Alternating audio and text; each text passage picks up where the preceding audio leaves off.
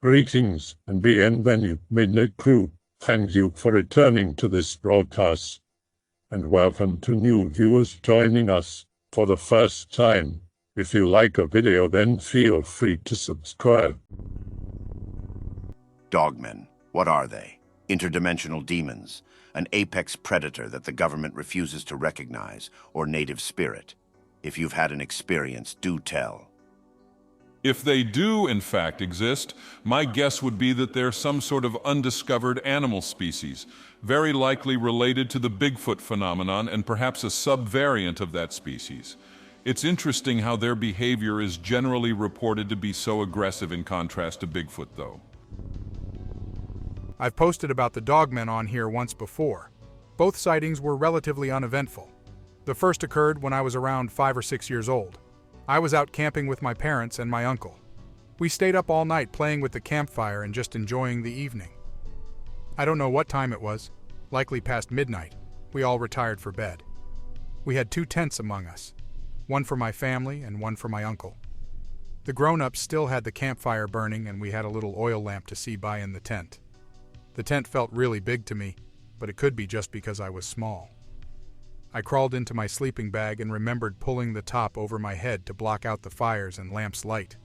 The grown-ups stopped making noise all of a sudden, and everything was dead quiet. Even the bugs stopped. I crawled out of my sleeping bag. The reason I remember this so vividly is because of the sleeping bag.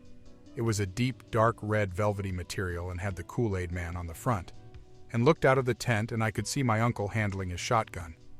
I could see what they were looking at, sort of half-lit by the campfire. It was this big, hairy thing with what looked like pointed ears. It had shoulders like a man. Similarly to the gray thing, it didn't seem interested in harming us, but more as though it were curious. As for the second Dogman, I saw it out in the field where I used to swing my sword. I wasn't there to practice that day, and instead had a pellet gun with me. The pellet gun has a nice scope on it. I still have the gun, so I could see stuff pretty clearly from far off. I was lying prone on the top of a taller hill when this one walked out in broad daylight.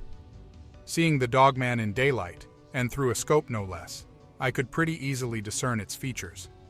It was burly, sort of like a fat guy or a bodybuilder, but not to that extreme. Its hair was not quite brown, but more like a dull, dark, sandy color. Its facial features were not really dog-like, but definitely bestial. It had a really pronounced snout and the same tall ears. Again, it had big-ass shoulders like a footballer, and digitigrade legs. In all honesty, it resembled what you would call a werewolf, but it didn't have a tail. It didn't seem to know I was there, and just trotted across the field into the woods on the other side. I was really careful not to make any noise on my way home that day, as the direction it was headed was the same direction my house was. I went back out there and took some pictures of where I saw these things. The top is the hill where I saw the Dogman. The bottom 2 are where I saw the gray thing. This is the exact spot I was standing when I saw it. Take note of the missing tree. This took place in western North Carolina in July 2021. The weekend this happened, I headed to an area in the vicinity of the Great Smoky Mountains near Waynesville in Haywood County for a solo camping trip. At that time in my life, I needed to be alone to get away and clear my head, after being cooped up for the last 2 years or so.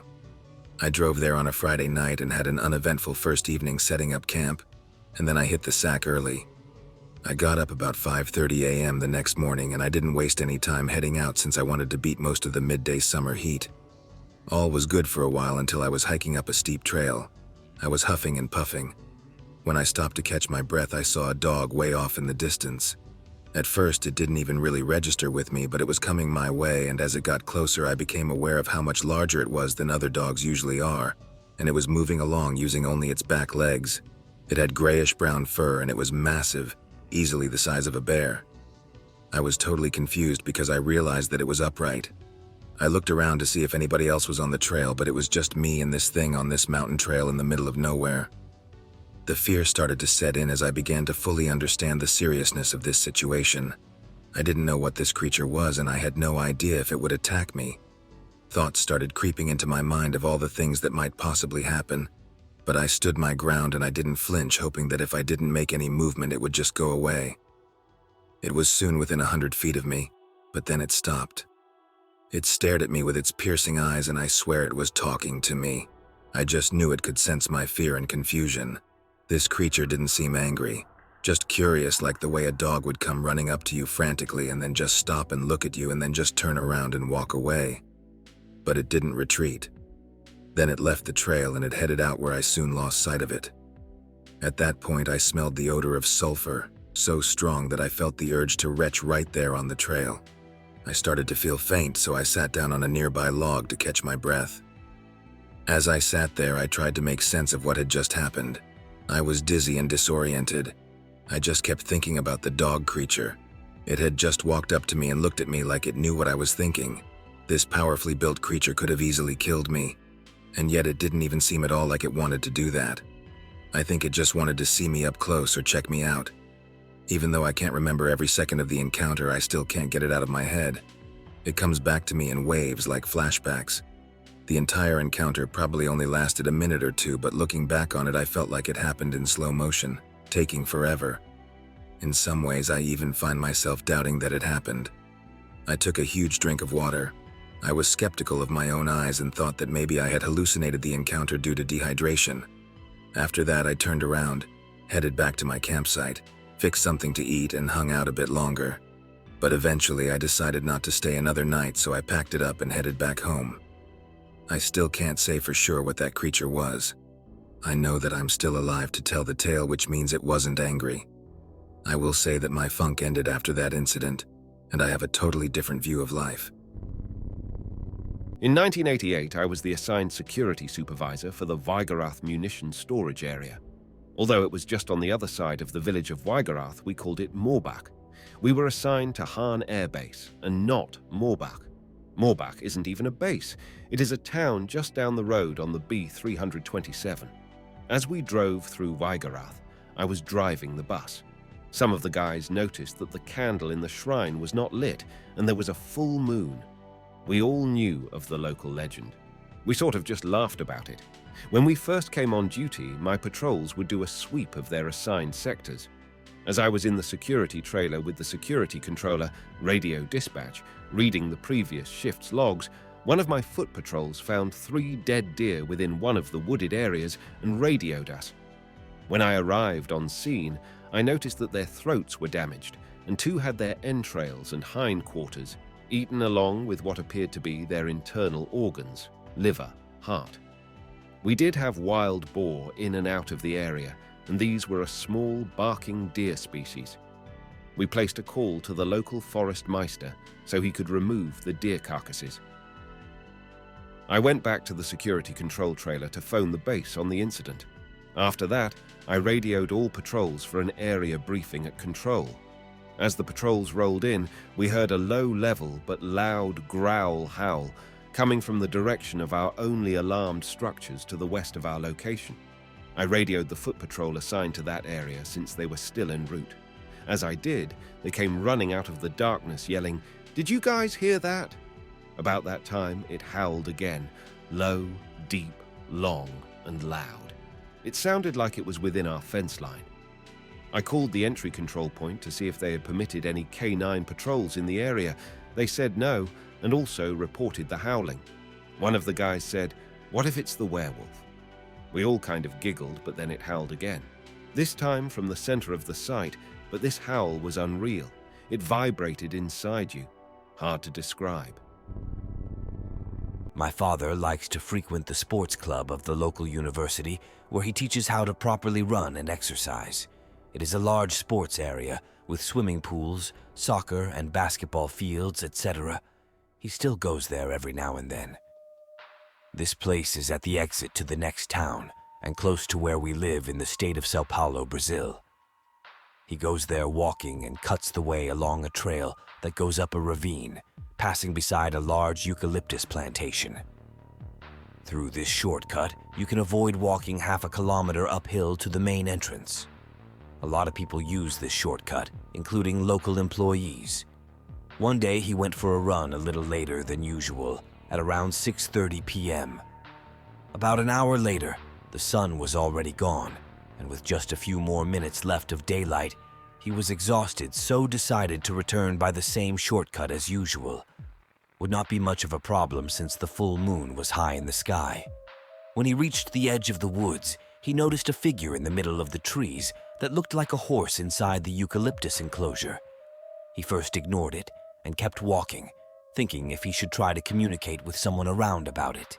Mind that this place is surrounded by farmers that own horses. He kept walking but started to feel eerie as if someone was watching him. The feeling soon became stronger. A few more steps, and he realized that the horse was walking alongside him, so he looked again between the trees and saw that it was behind a tree. He thought that was strange. A horse hiding? Also, it managed to stand facing the tree between them. He just shook it off and continued the trail. He was already halfway down, but the unsettling fear was increasing, so he looked at the horse again, and as his eyes adjusted to the darkness, he could see it a little better. Now it didn't really look like a horse, because he saw the animal jump from behind a tree to another. It seemed to be a very tall and strong person. He stopped in shock and stared at the animal, still behind the tree, and noticed something swinging. What he previously thought was the horse's tail now looked like a man wearing a long coat, but the darkness and shadows of the branches were too confusing to figure it out. He decided to ignore it and move on, thinking it was maybe just his imagination. He kept on track, but at the end of the trail, there is a point where his path and the path where the animal was would cross each other. He started to freak out and decided to go back to the field and take the avenue, so he started walking back, paying close attention to the animal. He even thought it could be a friend trying to scare or make fun of him. Going back towards the field where the lights were now on, he could better see its silhouette. A massive muscular thing, hunchback, apparently covered in thick fur and what seemed like pointy ears in its head. He stopped in disbelief, but the creature kept walking towards him, not worrying much about hiding anymore. That's when his blood ran cold. The animal was approaching from the side as if it wanted to trap him. He tried not to run in order to display confidence and avoid attention, so he fast walked back towards the field, distancing from the trail when he took a last glance. The animal was there, still lowered in a bush on its fours like a gorilla. It looked like a huge human dog. When they were around 100 meters apart, my father ran to the main entrance at the avenue and was relieved to see that the animal did not follow. He came back by the avenue, still on high alert, shitting his pants. Now every time he goes there, he makes sure he doesn't stay past dusk. I live near Washington, Pennsylvania. There has been a variety of mysterious creatures and other strange animal encounters reported in this area for a long time. New home construction seems to be causing these creatures to seek refuge in the surrounding woods. One creature seen in the area is a large wolf-like animal. While little is known about this elusive creature, reports suggest that it possesses traits similar to both wolves and other large animals such as bears and mountain lions. But some people also claim that it has human-like qualities and features, which is what I feel is the most disturbing part of its existence. I've lived my whole life in this area. When I had my encounter, everything changed. I work as a freelance writer and researcher. It was early morning on January 1, 2012. I had just gotten out of bed after staying out longer than I had wanted at a New Year's Eve party. I was mad at myself for sleeping in and getting ready for my day when I heard this loud noise coming from outside. When I looked out the window, I was shocked to see a large wolf-like creature standing in the middle of my backyard. The creature didn't match anything I'd seen before. However, it looked like the creature I had heard stories about all my life. It was easily twice the size of a normal wolf but had human-like features, such as its eyes and feet. The mouth was slightly gaped, showing its sharp teeth. The menacing beast was just standing there staring back at me as I watched it through the window. I didn't know how it knew I was there and I couldn't figure out what to do about it being in my yard. I stared back at it trying to figure out what this creature was. The truth is that I was a bit excited to see it. I mean, this was the culmination of all of my childhood fantasies and dreams about strange creatures. It was almost a surreal moment for me. But after standing there for quite some time, the creature finally turned and ran off into the woods. Without a second thought, I grabbed my coat and rushed outside to try and follow it. But by the time I got there, it had disappeared into the trees. I stood in the same spot it had stood in but could not see anything out of the ordinary. I looked around, but there were no footprints. So, it seemed necessary to walk over to where it entered the woods. As I approached the edge of the woods, I was shocked by a sudden loud howling. I was now scared and felt like I had pushed too far. I started to slowly work my way toward my home, hoping that the creature would just leave me alone. But as soon as I left the woods, it let out a loud growl and then lunged out of the thick cover. I turned 180 degrees from the creature and ran for my life. I reached my house and closed the back door behind me. But the creature was right there, as it smashed into the door, shattering the glass and sending splinters of wood flying through the air. But it didn't get through the door. It stood steady and stayed in place. I was now in the kitchen and grabbed a knife in case it found its way into the house. But by the time I turned to look, the creature was gone. It was as if it had vanished into thin air. I was left standing and wondering what to do next. I called the police and reported the encounter. Over the next few hours there was a search for the creature, but it was never found. At least that's what the authorities said to me. They told me there was nothing to worry about. The next day a crew of some sort showed up with cameras and what looked like detectors. However, I have no idea who they were or what they were doing. For me, the creature will always remain a mystery, a sign of something more out there in the world. It's as if I got a glimpse of what could be lurking in the shadows, waiting for their next chance to strike. That reminder is enough to keep me on my toes for the rest of my life. Terrifying as it was, I'm actually grateful for that encounter because it validated a lot of my life's interests. My parents driving back from dropping me off at college late at night. Got in an argument and no longer speaking. Drive through a small rural town. Start speeding up as they exit to about 45. Surrounded by cornfields. About 6 feet creature jumps out of a mist on the left side of the road. It lurches across the road on 2 legs like an injured Quasimodo with its hands held up. Parents continue approaching it. It looks at them. Most horrific, scary-looking thing they've ever seen. Looks like a werewolf monster. Has glowing yellow eyes. Fangs hanging out of its mouth. A wolf-like a snout. Nasty, dirty, matted fur all over. Huge claws. Muscular, ripped chest and arms. Tapered belly like a dog.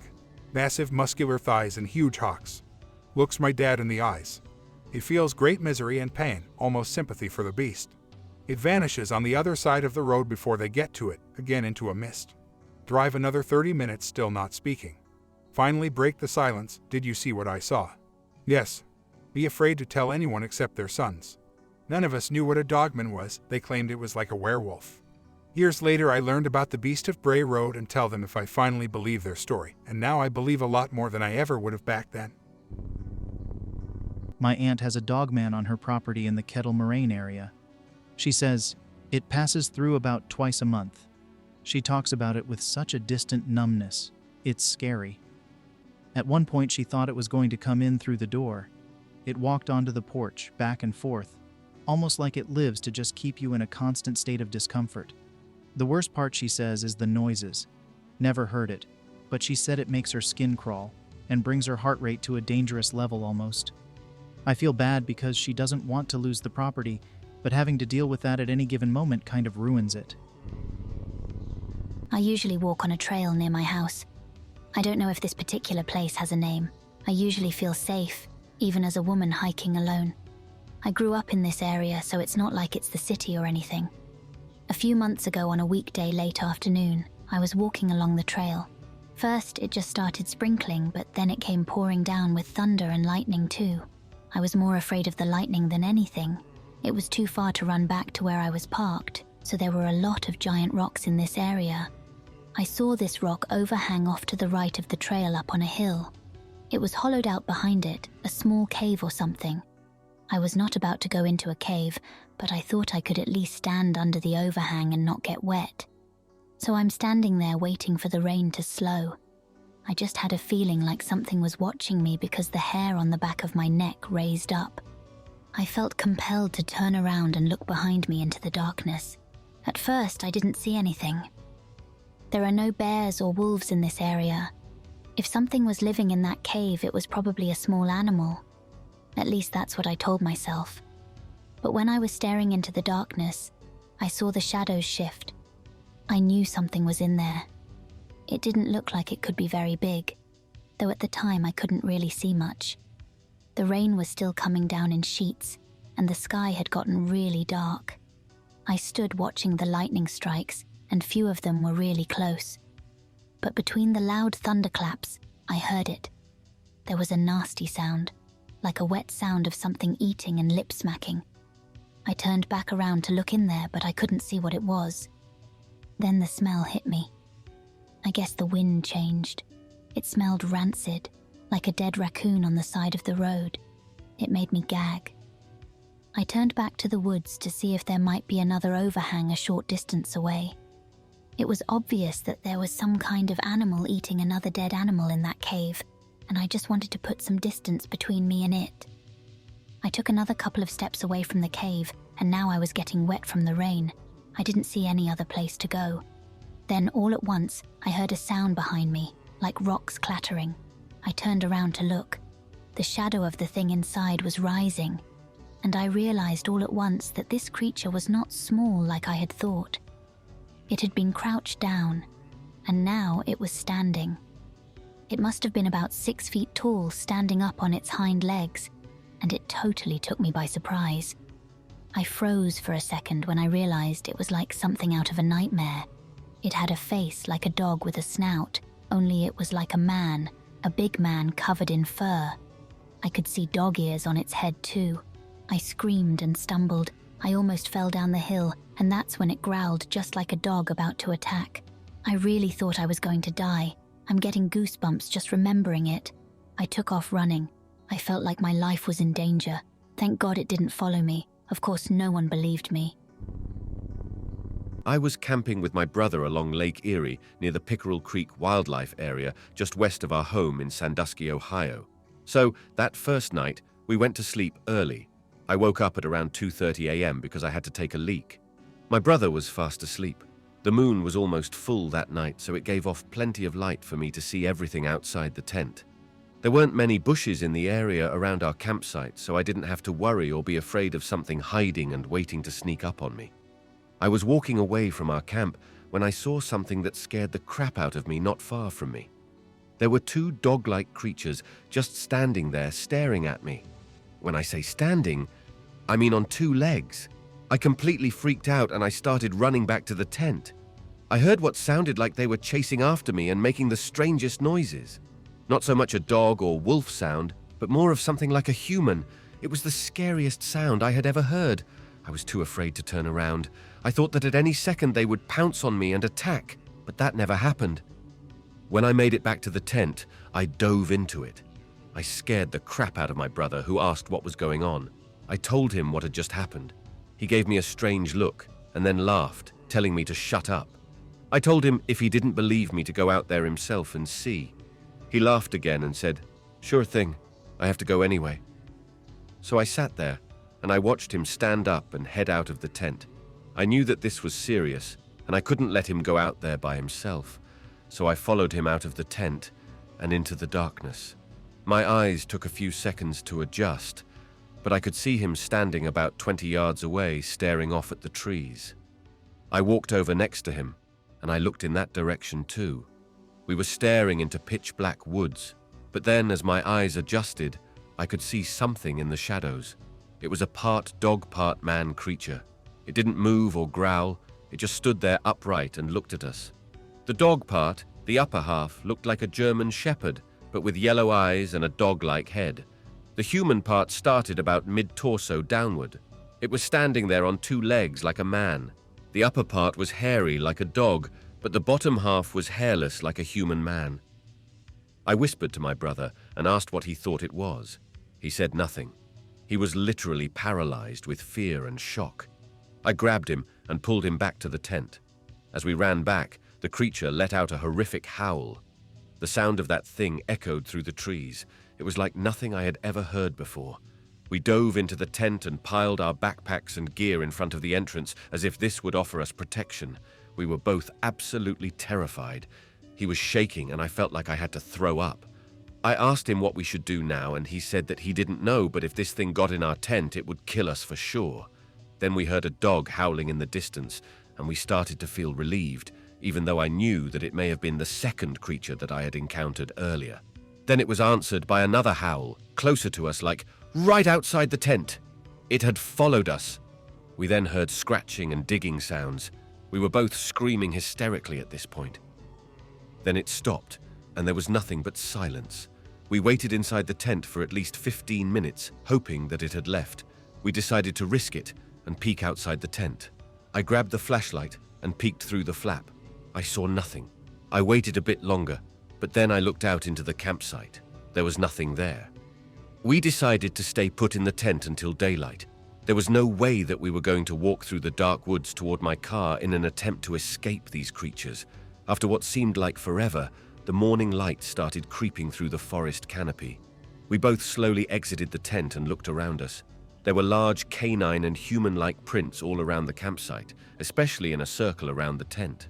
We quickly gathered all of our gear and started to hike quickly toward my car, which was parked in a lot about a half-mile away. When we reached the car, the first thing that I noticed was a terrible stench. I didn't know what it was, but the odor was very strong. It was so strong that we smelled it after we got it and drove off. My brother believes that the creatures may have found the car and marked it as theirs. I wasn't sure if that was true, but the stench lingered in the car for days. When I got home, after dropping my brother off at his apartment, I started looking online in an attempt to find answers. I read several accounts about Dogman sightings throughout Ohio, but none were from the area where we had been. That was 5 years ago. My brother and I still enjoy the outdoors, but we have not returned to the area of our encounter. We are both more aware of our surroundings when hiking and camping, but we just do not talk about the encounter with each other. The Michigan Dogman is a cryptozoological creature first reported in 1887 in Wexford County, Michigan. Sightings have been reported in several locations throughout Michigan, primarily in the northwestern quadrant of the Lower Peninsula.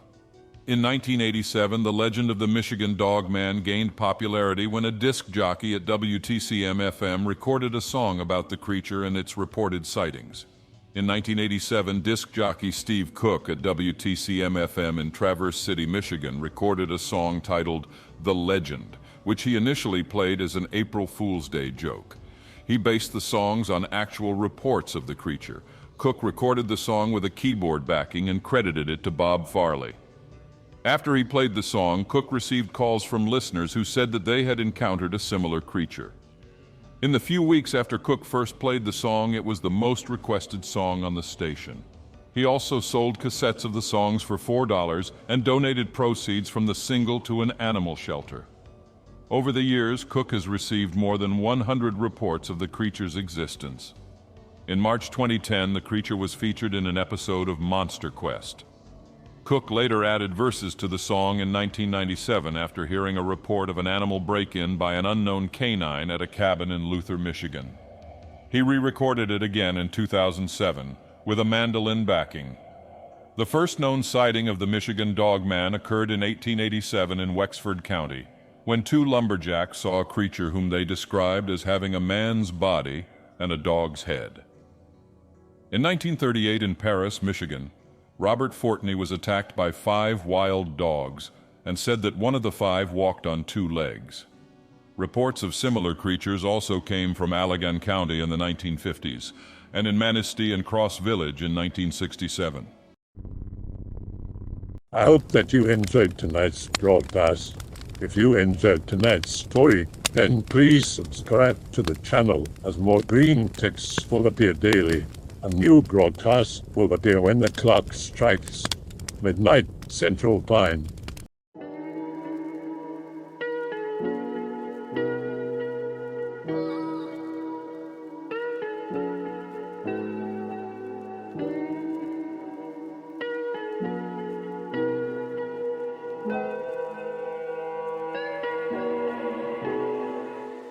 Remember to check out the Odyssey page in the description for a second archive of the channel's videos. There's also a Rumble archive as a backup.